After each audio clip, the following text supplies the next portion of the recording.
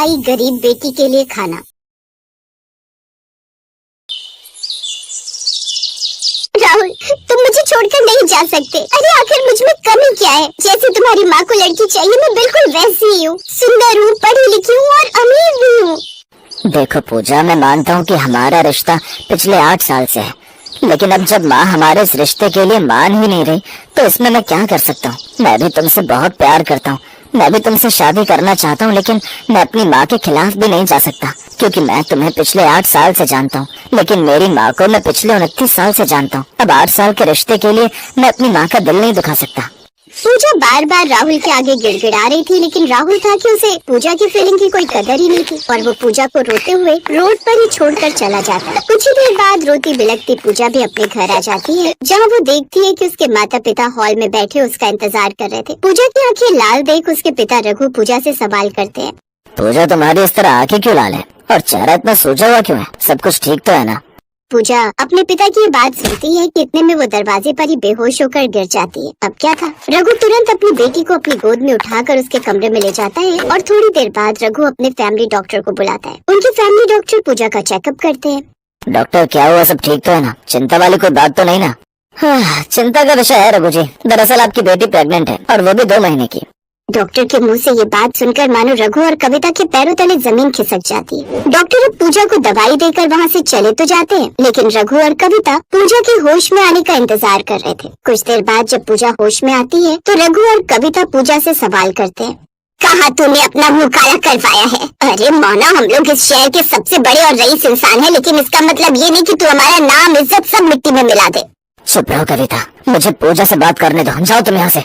रघु के चिल्लाने पर कविता वहाँ से चली जाती है, जिस पर रघु उससे प्यार से पूछता है कि आखिर बात क्या है, और पूजा उसे सारी बात बता देती है। और पूजा के मुंह से सारी सच्चाई जानकर रघु हैरान हो जाता है, पर फिर भी वो अपनी बेटी को समझाते हुए कहता है। देख बेटा, वो लड़का जो तेरे साथ पिछले 8 साल से एक रिश्ते में था, उसने अपनी माँ के लिए तुझे छोड़ दिया। इसीलिए मैं तो कहता हूँ कि तू भी उसकी निशानी मत रख, इस बच्चे को अबॉर्ट करा दे।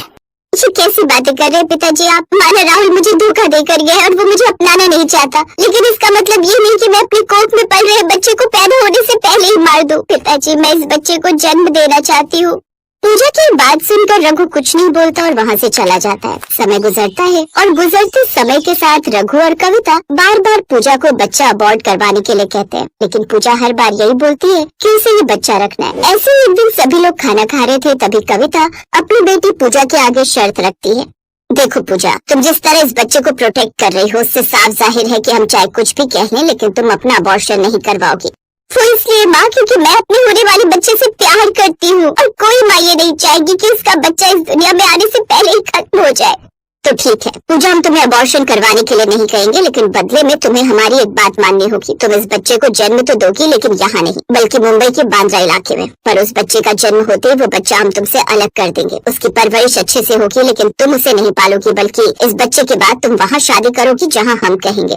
पूजा अपने बच्चे को जन्म देना चाहती थी, वो उसकी अच्छी परवरिश भी चाहती थी, पर शायद ये तब तक मुमकिन नहीं था जब तक पूजा अपने बच्चों के साथ रहती। सिर्फ इसलिए उसने अपनी माँ की शर्त मान ली। कुछ दिनों में पूजा अब अपनी मौसी के घर मुंबई चली जाती है और देखते ही देखते 9 महीने गुजर जाते हैं। 9 महीने बाद पूजा एक बहुत प्यारी सी बेटी को जन्म देती है। पूजा उसे अपनी गोद में लेकर उसे खिलाई रही होती है कि तभी कविता आती है और उसे उसके बच्चे से दूर कर देती है। कुछ देर बाद कविता पूजा के बच्चे को एक नर्स के हाथ में देकर कहती है, देखो नर्स, चाहे तुम इस बच्चे को कहीं जिंदा फेंक दो या फिर किसी को दे दो, मुझे फर्क नहीं पड़ता, लेकिन ये लड़की दोबारा मेरी बेटी के आसपास भी नहीं भटकनी चाहिए। तुम समझ रही हो ना मैं क्या कह रही हूँ? इसके बदले मैं तुम्हें मुंह मांगी रकम दूंगी। कविता की बात सुनकर नर्स अपना सर हाँ में हिलाती है और पूजा की बेटी को लेकर वहाँ से चली जाती है। तो वहीं अब पूजा भी अपनी माँ के साथ अपने शहर लौट आती है। समय गुजरता है और देखते ही देखते पूजा की शादी विवेक नाम के लड़के से हो जाती है, जो मुंबई में रहता था। उसकी शादी को लगभग 8 साल बीत गए थे, लेकिन अब तक पूजा को कोई बच्चा नहीं हुआ। ऐसे ही एक शाम पूजा अपने पति के साथ मार्केट जाती है, जहाँ वो एक 8 साल की बच्ची को देख भावुक हो जाती है, क्योंकि वो लड़की कूड़े में से खाना निकाल रही थी। ये देख पूजा उसके पास जाती है और बेटा, तुम्हारा नाम क्या है और तुम इस तरह कूड़े में से खाना निकाल कर क्यों खा रही हो?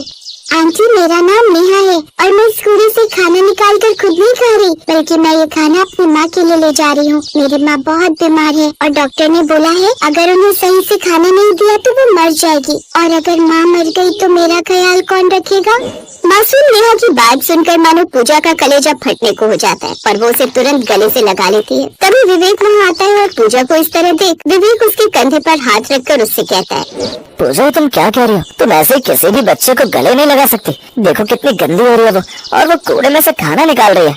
विवेक, इस बच्ची को हमारी जरूरत है। न सिर्फ इस बच्ची को बल्कि इसकी माँ को भी हमारी जरूरत है। क्यों ना हम इसकी थोड़ी मदद कर दें।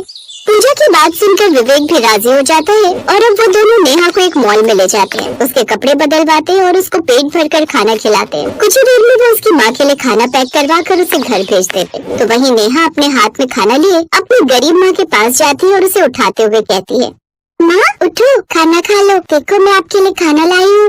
नेहा की बात सुनकर आरती अपनी आंखें खोलती है और इतना अच्छा खाना देख वो उससे सवाल करती है, बेटा नेहा, ये खाना किसने दिया तुझे। माँ की बात सुनकर अब नेहा सारी बात बताती है और आरती भी वो खाना खा लेती है। अब अगले दिन नेहा को पूजा फिर मिलती है, पर इस बार भी पूजा नेहा को अच्छा खाना खिलाती है और उसकी माँ के लिए खाना भिजवाती है। समय गुजरता है। गुजरते समय के साथ अब आए दिन पूजा नेहा से मिला करती। ऐसे ही एक दिन विवेक पूजा से कहता है, पूजा तुम इस लड़की की इतनी मदद क्यों करती हो? तुम्हारे अंदर इसको लेकर इतनी दया भावना क्यों है? मैं नहीं जानती विवेक, ऐसा लगता है इस बच्ची से मेरा सदियों पुराना कोई रिश्ता है। इसको गले लगाती हूँ तो सुकून मिलता है। तुम बिल्कुल इसे अपनी बेटी की तरह ट्रीट करती हो। ऐसा लगता है कि एक अमीर माँ अपनी गरीब बेटी के लिए हमेशा खाना ले जाती है और उसे बड़े प्यार से खिलाती है। विवेक की बात सुनकर पूजा मुस्कुराती है। समय गुजरता है। एक दिन पूजा और विवेक नेहा के साथ उसके घर जाते हैं, जहाँ पूजा आरती को देखकर हैरान हो जाती है, क्योंकि आरती कोई और नहीं बल्कि वही नर्स थी जिसने उसकी माँ से उसकी बच्ची को लिया था। तुम और तुम्हारी ये हालत। पूजा, शायद भगवान ने मुझे मेरे कर्मों की सजा दी है। मुझे कैंसर है और ये कैंसर आखिरी स्टेज पर है। मैं कुछ ही दिनों की मेहमान हूँ, पर भगवान ने एक माँ को एक बेटी से ज्यादा दिन दूर नहीं रखा। देश से ही सही, पर तुम अपनी बेटी से मिल चुकी हो। क्या मतलब? मतलब ये पूजा की नेहा कोई और नहीं बल्कि तुम्हारी बेटी है। उस दिन तुम्हारी माँ ने मुझे पैसों के साथ तुम्हारी बेटी सौंपी तो मैंने तुम्हारी बेटी को खुद की बेटी बनाकर पाल लिया। पर हाँ, मैंने पैसों का लालच किया था। शायद उसकी सजा मुझे भगवान इस तरह दे रहा है। पूजा और आरती की बात सुनकर विवेक को कुछ भी समझ नहीं आ रहा था और वो ये सब सुनकर पूजा से सवाल करता है, पूजा आखिर ये सब हो क्या रहा है? मुझे कुछ समझ नहीं आ रहा। तुम दोनों एक दूसरे को जानते हो? विवेक का सवाल सुनकर अब पूजा उसे सारी बात बता देती है, जिसे सुनकर विवेक थोड़ी देर चुप रहता है। पर क्योंकि विवेक एक बहुत ही समझदार इंसान था, इसलिए वो पूजा से कहता है, पूजा, मैं ना तो राहुल हूँ और ना ही कभी बनना चाहूंगा। देखो पूजा, मैं तुम्हारा पति हूँ और हमें भी कोई बच्चा नहीं हो रहा। और वैसे भी नेहा भले ही राहुल की बेटी हो, लेकिन उसे मैं अपना नाम दूंगा। विवेक की बात सुनकर पूजा भावुक हो जाती है और उसकी आंखों से चाहकर भी आंसू नहीं रुकते। जिसके बाद पूजा अब नेहा को अपने घर ले जाने लगती है कि तभी नेहा अपनी माँ से कहती है, पूजा मम्मा, मुझे नहीं पता आप मेरी माँ हो या नहीं, लेकिन मेरी नजरों में मेरी माँ भी बिस्तर पर है। वो काफी बीमार है। मैं उन्हें छोड़कर आपके साथ नहीं जा सकती। लेकिन मेरी बच्ची तेरी असली माँ है, तुझे उनके साथ जाना होगा। मेरा क्या है, 1-2 दिन में मैं भगवान के पास चली जाऊंगी, लेकिन मेरे बाद तेरी माँ तेरा सहारा बनेगी। तो ठीक है ना, अब जब तक इस दुनिया में हो तब तक मैं आपके साथ रहना चाहूंगी।